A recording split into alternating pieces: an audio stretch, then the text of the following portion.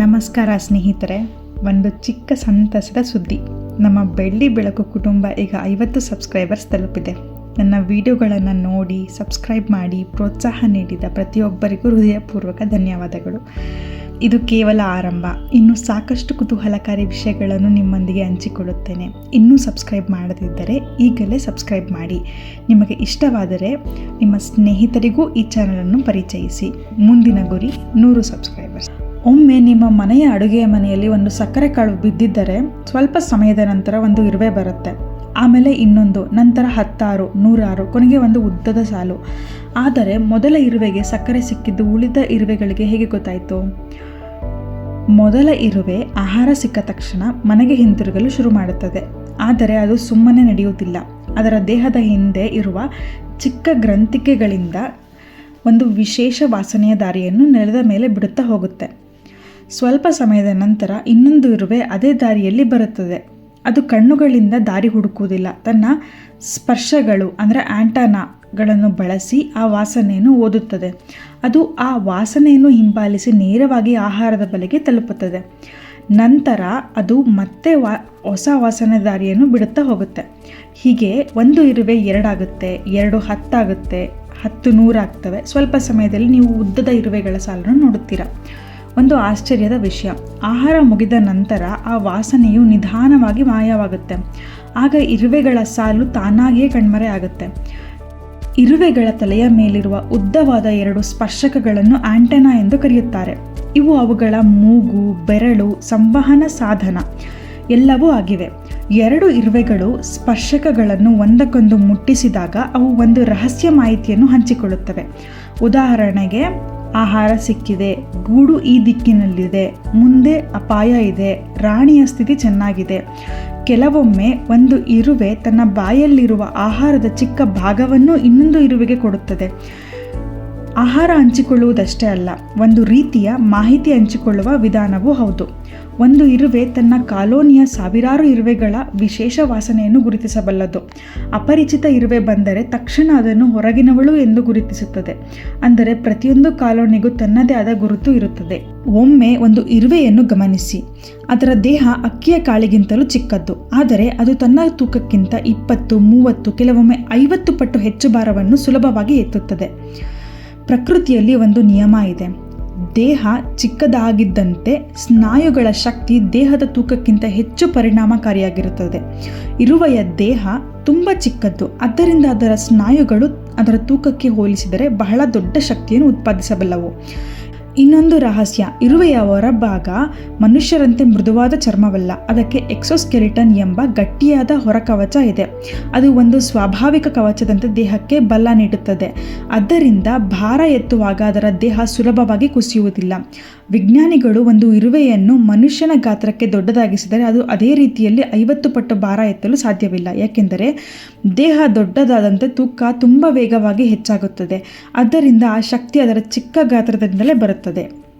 ಒಂದು ಇರುವೆಗಳ ಗೂಡಿನಲ್ಲಿ ಸಾವಿರಾರು ಇರುವೆಗಳು ಇರುತ್ತವೆ, ಆದರೆ ಅವುಗಳಲ್ಲಿ ಒಂದೇ ಒಂದು ರಾಣಿ ಇರುವೆ. ಅದಕ್ಕೆ ಅವಳನ್ನು ರಾಣಿ ಎಂದು ಕರೆಯುತ್ತಾರೆ. ಹಾಗಾದರೆ ಅವಳು ಎಲ್ರಿಗೂ ಆದೇಶ ಕೊಡ್ತಾಳಾ? ನೀನು ಆಹಾರ ಹುಡುಕು, ನೀನು ಗೂಡು ಕಟ್ಟು, ನೀನು ಕಾವಲು ಕಾಯಿ, ಹೀಗೆ ಕೆಲಸ ಅನಿಸ್ತಾಳ? ಇಲ್ಲ. ಇದೇ ಅತ್ಯಂತ ದೊಡ್ಡ ಆಶ್ಚರ್ಯ. ರಾಣಿ ಇರುವೆಯ ಮುಖ್ಯ ಕೆಲಸ ಆದೇಶ ಕೊಡುವುದಲ್ಲ, ಮೊಟ್ಟೆ ಇಡುವುದು ಅಷ್ಟೇ. ಕೆಲವು ಜಾತಿಯ ರಾಣಿ ಇರುವೆಗಳು ಒಂದು ದಿನಕ್ಕೆ ಸಾವಿರಾರು ಮೊಟ್ಟೆಗಳನ್ನು ಇಡಬಲ್ಲವು. ಅವಳ ಕೆಲಸ ಹೊಸ ತಲೆಮಾರನ್ನು ಸೃಷ್ಟಿಸುವುದು. ಹಾಗಾದರೆ ಗೂಡಿನಲ್ಲಿ ಎಲ್ಲ ಕೆಲಸಗಳನ್ನು ಯಾರು ಮಾಡ್ತಾರೆ? ಕಾರ್ಮಿಕ ಇರುವೆಗಳು, ವರ್ಕರ್ ಆ್ಯಂಟ್ಸ್. ಅವು ಯಾರೂ ಹೇಳದೆ ತಮ್ಮ ಕೆಲಸವನ್ನು ತಾವೇ ಮಾಡ್ತವೆ. ಯಾರಾದರೂ ಆಹಾರ ಸಿಕ್ಕರೆ ಉಳಿದವರಿಗೆ ಸುದ್ದಿ ಕೊಡ್ತಾರೆ, ಮೊಟ್ಟೆಗಳಿಗೆ ಆಹಾರ ಕೊಡ್ತಾರೆ, ಗೂಡನ್ನು ಸ್ವಚ್ಛಗೊಳಿಸ್ತಾರೆ, ಅಗತ್ಯವಿದ್ದರೆ ಯುದ್ಧಕ್ಕೂ ಹೋಗ್ತಾರೆ. ಯಾರೂ ಅವರಿಗೆ ಆದೇಶ ಕೊಡೋದಿಲ್ಲ. ಅವು ಒಂದಕ್ಕೊಂದು ಸಹಕರಿಸಿ ಕಾಲೋನಿಯನ್ನು ನಡೆಸುತ್ತವೆ. ಒಂದು ಆಶ್ಚರ್ಯದ ವಿಷಯ, ಕೆಲವು ರಾಣಿ ಇರುವೆಗಳು 20 ರಿಂದ 30 ವರ್ಷಗಳವರೆಗೆ ಬದುಕಬಹುದು. ಆದರೆ ಕಾರ್ಮಿಕ ಇರುವೆಗಳು ಕೆಲವು ತಿಂಗಳು ಅಥವಾ 2 ವರ್ಷಗಳು ಅಥವಾ 1 ವರ್ಷಗಳ ಮಾತ್ರ ಬದುಕುತ್ತವೆ. ಹೊರಗಿನಿಂದ ನೋಡಿದರೆ ಇರುವೆಗಳ ಗೂಡು ಒಂದು ಚಿಕ್ಕ ಮಣ್ಣಿನ ರಾಶಿಯಂತೆ ಕಾಣುತ್ತದೆ. ಆದರೆ ಅದರ ಕೆಳಗಡೆ ಏನಿದೆ ಗೊತ್ತಾ? ಒಂದು ಸಂಪೂರ್ಣ ನಗರ. ಹೌದು, ನಾವು ಕಟ್ಟಡಗಳನ್ನು ಕಟ್ಟುತ್ತೇವೆ, ರಸ್ತೆಗಳನ್ನು ನಿರ್ಮಿಸುತ್ತೇವೆ, ಆಹಾರವನ್ನು ಸಂಗ್ರಹಿಸುತ್ತೇವೆ, ಮಕ್ಕಳಿಗಾಗಿ ಮನೆಗಳನ್ನು ಕಟ್ಟುತ್ತೇವೆ. ಕಸವನ್ನು ಒಂದು ಕಡೆ ಹಾಕುತ್ತೇವೆ. ಆಶ್ಚರ್ಯದ ವಿಷಯ ಏನೆಂದರೆ ಇರುವೆಗಳು ಇವೆಲ್ಲವನ್ನೂ ಮಾಡುತ್ತೆ. ಗೂಡಿನೊಳಗಡೆ ಮೊಟ್ಟೆಗಳಿಗಾಗಿ ವಿಶೇಷ ಕೊಠಡಿ, ಅಲ್ಲಿ ತಾಪಮಾನ ಮತ್ತು ತೇವಾಂಶ ಸರಿಯಾಗಿರುವಂತೆ ನೋಡಿಕೊಳ್ಳಲಾಗುತ್ತದೆ. ಆಹಾರ ಸಂಗ್ರಹಿಸಲು ಬೇರೆ ಕೊಠಡಿ, ಹೊರಗಡೆ ಆಹಾರ ಸಿಕ್ಕಾಗ ಅದನ್ನು ತಕ್ಷಣ ತಿನ್ನುವುದಿಲ್ಲ, ಭವಿಷ್ಯಕ್ಕಾಗಿ ಸಂಗ್ರಹಿಸುತ್ತವೆ. ಕಸ ಹಾಕಲು ಬೇರೆ ಜಾಗ. ಹೌದು, ಇರುವೆಗಳು ತಮ್ಮ ಗೂಡನ್ನು ಕಲುಷಿತವಾಗಲು ಬಿಡುವುದೇ ಇಲ್ಲ. ಸತ್ತ ಇರುವೆಗಳು ಮತ್ತು ಕಸವನ್ನು ಒಂದು ವಿಶೇಷ ಪ್ರದೇಶಕ್ಕೆ ಕೊಂಡೊಯ್ಯುತ್ತವೆ. ಆದರೆ ಇನ್ನೊಂದು ಅದ್ಭುತ ಇದೆ. ಇಷ್ಟೊಂದು 1000 ಇರುವೆಗಳು ಒಳಗಡೆ ಉಸಿರಾಡಿದರೂ ಗೂಡಿನಲ್ಲಿ ಗಾಳಿ ಹೇಗೆ ಬರುತ್ತೆ? ಕೆಲವು ಇರುವೆಗಳು ಗೂಡಿನಲ್ಲಿ ಸ್ವಾಭಾವಿಕ ಗಾಳಿಯ ಸುರಂಗಗಳು ಇರುತ್ತವೆ. ಹೊರಗಿನ ಗಾಳಿ ಒಂದು ದಾರಿಯಿಂದ ಒಳಗಡೆ ಬರುತ್ತೆ, ಒಳಗಿನ ಬಿಸಿ ಗಾಳಿ ಇನ್ನೊಂದು ದಾರಿಯಿಂದ ಹೊರಗಡೆ ಹೋಗುತ್ತೆ. ಯಾವ ವಿದ್ಯುತ್ತೂ ಇಲ್ಲ, ಯಾವ ಫ್ಯಾನೂ ಇಲ್ಲ, ಆದರೂ ಗೂಡಿನೊಳಗಡೆ ಗಾಳಿ ನಿರಂತರವಾಗಿ ಚಲಿಸುತ್ತಿರುತ್ತೆ. ವಿಜ್ಞಾನಿಗಳು ಇರುವೆಗಳ ಗೂಡನ್ನು ಅಧ್ಯಯನ ಮಾಡಿ ಕಡಿಮೆ ವಿದ್ಯುತ್ ಬಳಕೆಯ ಕಟ್ಟಡಗಳನ್ನು ವಿನ್ಯಾಸಗೊಳಿಸಲು ಅದರ ತತ್ವಗಳನ್ನು ಬಳಸುತ್ತಿದ್ದಾರೆ. ಮಳೆ ಬೀಳುವುದಕ್ಕೂ ಮುಂಚೆ ಇರುವೆಗಳು ತಮ್ಮ ಮೊಟ್ಟೆಗಳನ್ನು ಒಳಗಡೆ ತೆಗೆದುಕೊಂಡು ಹೋಗುವುದನ್ನು ನೀವು ಗಮನಿಸಿದ್ದೀರಾ? ಕೆಲವೊಮ್ಮೆ ಅವು ತುಂಬ ವೇಗವಾಗಿ ಓಡಲು ಶುರು ಮಾಡುತ್ತವೆ. ಹಾಗಾದರೆ ಅವುಗಳಿಗೆ ಮಳೆ ಬರಲಿದೆ ಎಂದು ಮೊದಲಿಗೆ ಹೇಗೆ ಗೊತ್ತಾಗುತ್ತೆ? ಬಹಳ ಜನ ಇರುವೆಗಳು ಭವಿಷ್ಯ ನುಡಿಯುತ್ತವೆ ಎಂದು ಹೇಳುತ್ತಾರೆ. ಆದರೆ ನಿಜವಾದ ಕಾರಣ ಇನ್ನೂ ಆಶ್ಚರ್ಯಕರ. ಮಳೆ ಬೀಳುವ ಮೊದಲು ಗಾಳಿಯಲ್ಲಿ ತೇವಾಂಶ, ಹ್ಯೂಮಿಡಿಟಿ ಹೆಚ್ಚಾಗುತ್ತದೆ.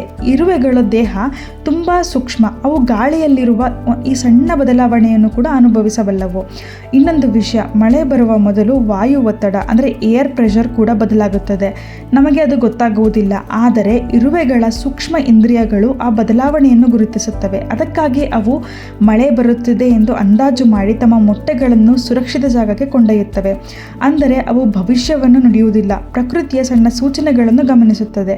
ಇರುವೆಗಳಿಗೆ ಮಾತ್ರ ಅಲ್ಲ, ಕೆಲವು ಪಕ್ಷಿಗಳು, ಕಪ್ಪೆಗಳು, ಜೇನು ನೊಣಗಳು, ಇನ್ನೂ ಹಲವಾರು ಜೀವಿಗಳು ಹವಾಮಾನ ಬದಲಾವಣೆಯನ್ನು ಮನುಷ್ಯರಿಗಿಂತ ಮೊದಲೇ ಗುರುತಿಸಬಲ್ಲವು. ಇರುವೆಗಳು ಕೂಡ ಮಲಗುತ್ತವೆ, ಆದರೆ ನಮ್ಮ ಹಾಗೆ ಒಂದು ಸಲ 8 ಗಂಟೆ ಮಲಗೋದಿಲ್ಲ.